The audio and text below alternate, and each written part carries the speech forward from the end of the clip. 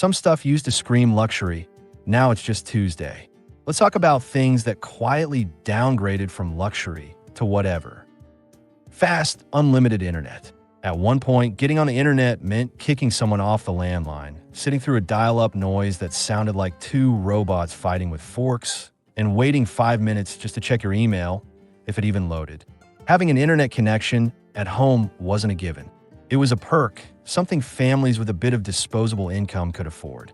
And even then, it was metered, sluggish, and mostly used for sending emails or downloading pixelated wallpapers of lightning bolts or kittens. Fast forward to now. High-speed, unlimited internet isn't just the standard, it's expected. It's the invisible infrastructure of modern life. You need it to work remotely, to stream media, to study, to navigate cities, and to manage your smart home. Even things like fridges and doorbells assume you're connected 24/7. If the Wi-Fi goes down today, most of us don't just feel mildly inconvenienced. We panic.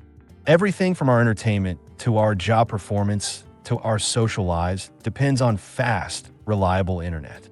In fact, in many countries, people now see internet access as a basic human right. Schools and workplaces are designed with the assumption that you'll be online. And let's be honest, if a hotel doesn't have fast Wi-Fi, we judge it harshly. The fascinating part? Just 20 years ago, you were a tech wizard if you could even set up a dial-up modem. Now, toddlers get annoyed when YouTube Kids takes more than 3 seconds to load. That's how fast expectations shift. Air conditioning.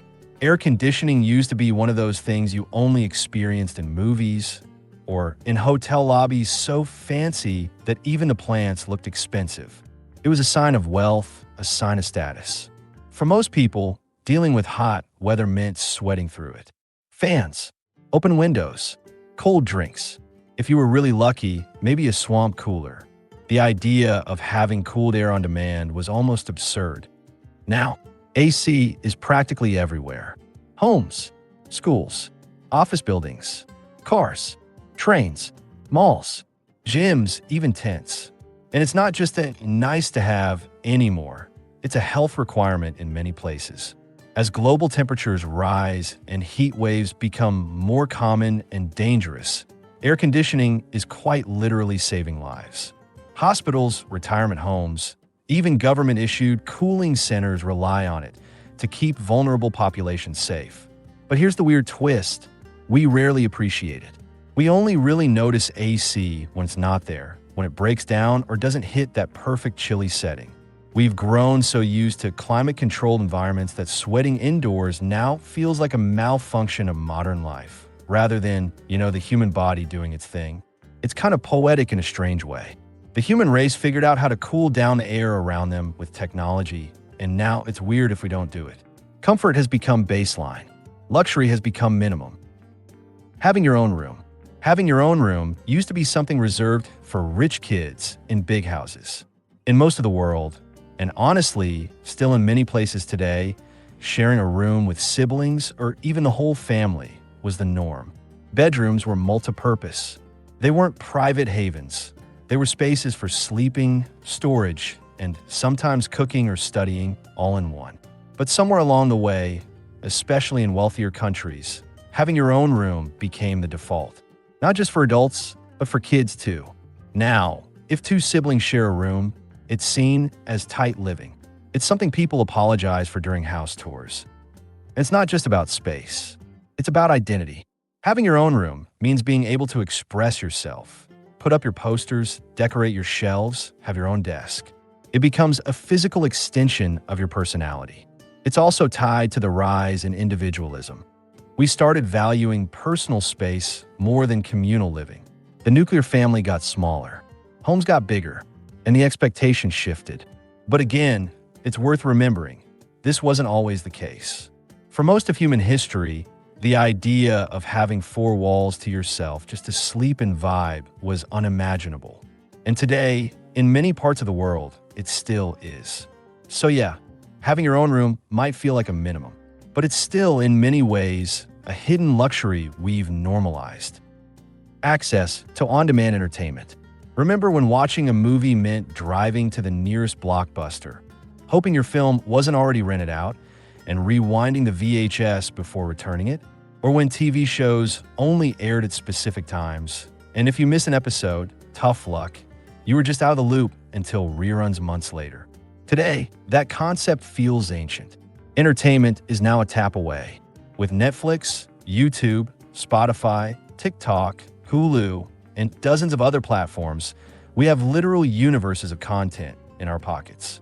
You can watch a critically acclaimed documentary, binge a reality show, listen to a 12-hour lo-fi mix, and then fall asleep to a 3-hour video essay about the history of fonts, all without leaving your bed.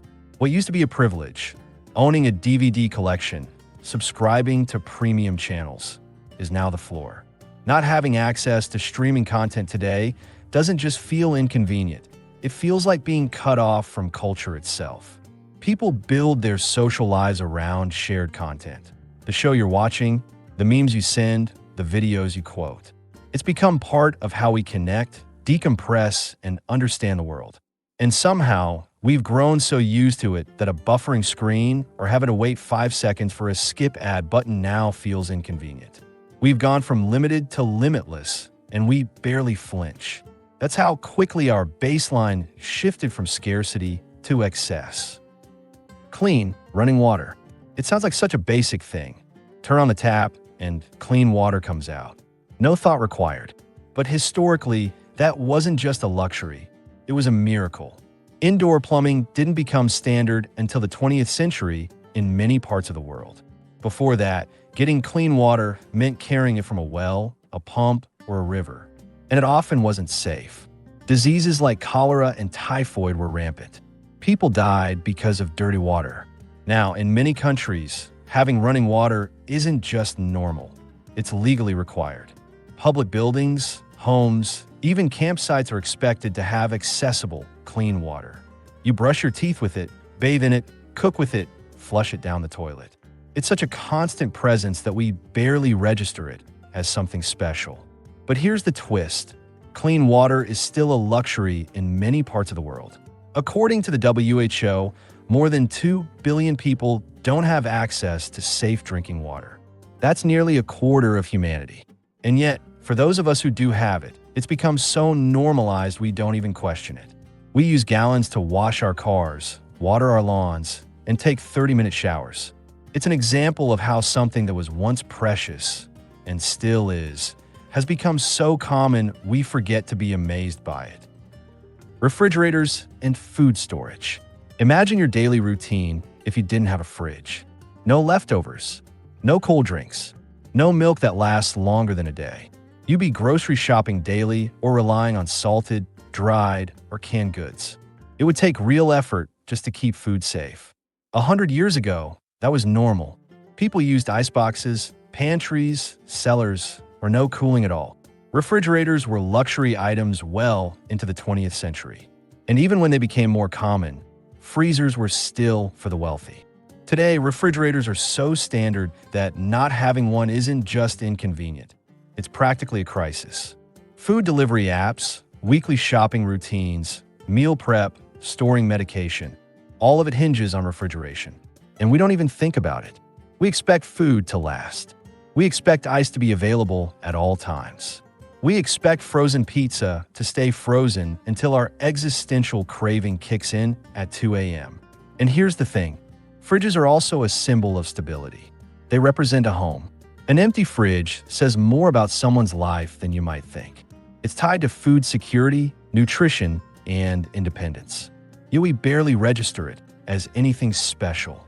So yeah, having a fridge might feel like the bare minimum now, but it's one of the clearest examples of a former luxury turned invisible necessity. Personal transportation, owning a car. There was a time when owning a car was the ultimate status symbol. It wasn't just about getting from point A to point B. It meant freedom, upward mobility, and often wealth. Only the affluent could afford to buy and maintain a vehicle. For everyone else, transportation meant relying on horses, trains, buses, or just good old-fashioned walking. These days, especially in suburban or rural areas, not having a car is seen as limiting. It's almost like you're being punished for something. People expect you to have one. Need groceries? You'll probably drive. Job interview? Better have a car. Even most drive-thrus assume you're in a vehicle, not just awkwardly standing at the window with your phone out and your pride evaporating. The modern world is built for cars. Cities have sprawled out to accommodate them. Roads are everywhere. Driveways are default in home design. And even though ride-sharing apps and public transit exist, car ownership is still considered the baseline adult move, somewhere between paying taxes and owning a Netflix account. But cars are expensive. You got the initial cost, insurance, gas, maintenance, registration, tires, oil, the whole DMV nightmare. It's a luxury dressed up as necessity. And yet, culturally, we treat it as the default. If you don't own a car, people don't think, saving money. They think, are you okay? So yeah, what was once a shiny symbol of success has become just another thing people assume everyone has, even though the world hasn't made it equally accessible. Instant communication, smartphones, and messaging. There was a time, not even that long ago, when talking to someone meant being in the same room, or writing a letter, or using a landline and hoping they were home. Then came pagers, then flip phones. And now, we're walking around with supercomputers in our pockets that let us text, video chat, send memes, voice notes, GIFs, and unsolicited photos of our pets 24/7.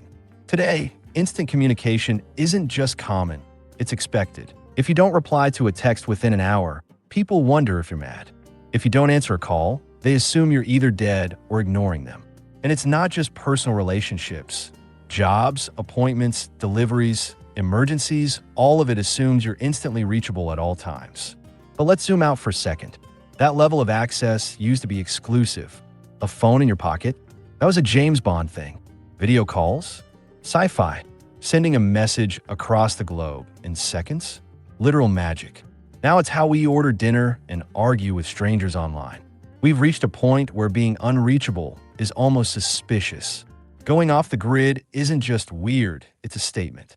And while the convenience is amazing, it's worth remembering that we adapted to something that, not long ago, was considered wildly futuristic. We now live in a world where being connected isn't a perk. It's the ground floor. Climate-controlled environments outside the home. Air conditioning at home is one thing. But there's another layer of normalized comfort that we barely even register.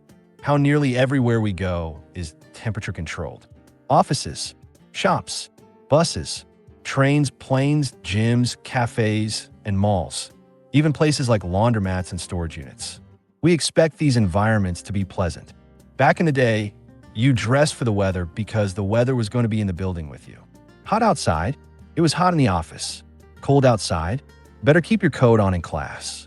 People layered up, opened windows, used fans, or just suffered a bit. It was part of life. Now, if a store is even slightly too warm, we start judging. Why is it so stuffy in here? We've gotten used to a level of public comfort that would have once seemed impossibly indulgent. And this expectation goes beyond comfort. It's tied to productivity and commerce. Retailers know you'll spend more if you're not sweating or shivering. Employers know people work better when they aren't physically miserable. So climate control became the default. It's invisible infrastructure that shapes how we exist in public space. But like so many former luxuries, it's something we only truly notice when it's gone. When the AC breaks, or the heating fails, or the ventilation is off. Suddenly, we remember that nature is a thing, and that for most of human history, it was always in the room with you. All right, that's it for today's deep dive into things that used to be luxuries, but somehow became expected. Thanks for watching. Don't forget to like and subscribe. See you in the next one.